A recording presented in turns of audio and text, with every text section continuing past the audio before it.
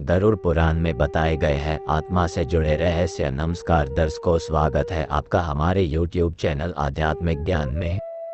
गरुड़ पुराण धर्म के अनुसार जब किसी के घर में किसी की मौत हो जाती है तो 13 दिन तक गरुड़ पुराण का पाठ रखा जाता है। शास्त्रों के अनुसार कोई आत्मा तत्काल ही दूसरा जन्म धारण कर लेती है। किसी को 3 दिन लगते हैं, किसी को 10 से 13 दिन लगते हैं और किसी को 1.25 माह लगते हैं। लेकिन जिसकी स्मृति पक्की, मोह गहरा या अकाल मृत्यु मरा है तो उसे दूसरा जन्म लेने के लिए कम से कम 1 वर्ष लगता है। तीसरे वर्ष उसका अंतिम तर्पण किया जाता है। फिर भी कई ऐसी आत्माएं होती हैं जिन्हें मार्ग नजर नहीं आता है और वे भटकती रहती हैं। गरुड़ पुराण में बताया गया है कि आत्मा लगभग 13 दिनों तक उसी घर में निवास करती है।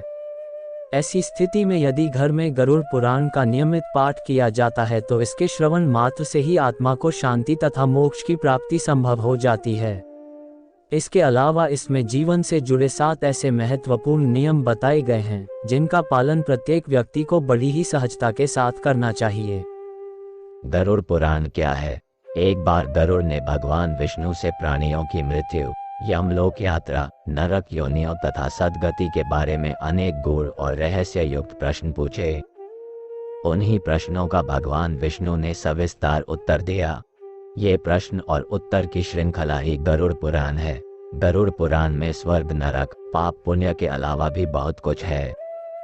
उसमें ज्ञान, विज्ञान, नीति, नियम और धर्म की बातें हैं। गरुड़ पुराण में एक ओर जहां मौत का रहस्य है तो दूसरी ओर जीवन का रहस्य छिपा हुआ है। इससे हमें कई तरह की शिक्षाएं मिलती हैं। गरुड़ पुराण में मृत्यु के पहले और बाद की स्थिति के बारे में बताया गया है। यह पुराण भगवान विष्णु की भक्ति और उनके ज्ञान पर आधारित है। प्रत्येक व्यक्ति को यह पुराण पढ़ना चाहिए। गरुड़ पुराण हिंदू धर्म के प्रसिद्ध धार्मिक ग्रंथों में से एक है। 18 पुराणों में से इसे एक माना जाता है।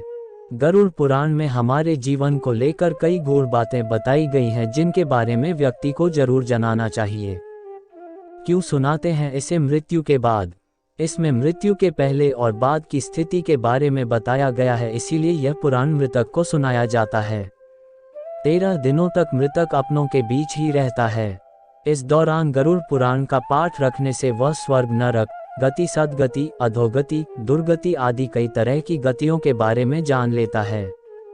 आगे की यात्रा में उसे किन किन बातों का सामना करना पड़ेगा, कौन से लोक में उसका गमन हो सकता है, ये सभी वह गरुड़ पुराण सुनकर जान लेता है।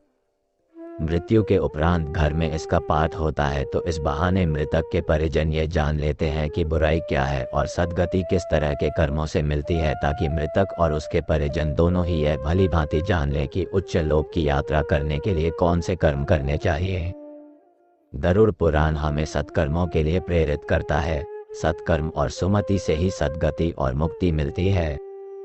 गरुड़ पुराण में व्यक्ति के कर्मों के आधार पर दंड स्वरूप मिलने वाले विभिन्न नरकों के बारे में बताया गया है। गरुड़ पुराण के अनुसार कौन सी चीजें व्यक्ति को सद्गति की ओर ले जाती हैं, इस बात का उत्तर भगवान विष्णु ने दिया है। इसमें हमारे जीवन को लेकर कई गूढ़ बातें बताई गई हैं। गरुड़ पुराण के 19,000 श्लोकों में से बचे 7,000 श्लोकों में गरुड़ पुराण में ज्ञान, धर्म, नीति, रहस्य, व्यवहारिक जीवन, आत्मा, स्वर्ग, नरक और अन्य लोकों का वर्णन मिलता है।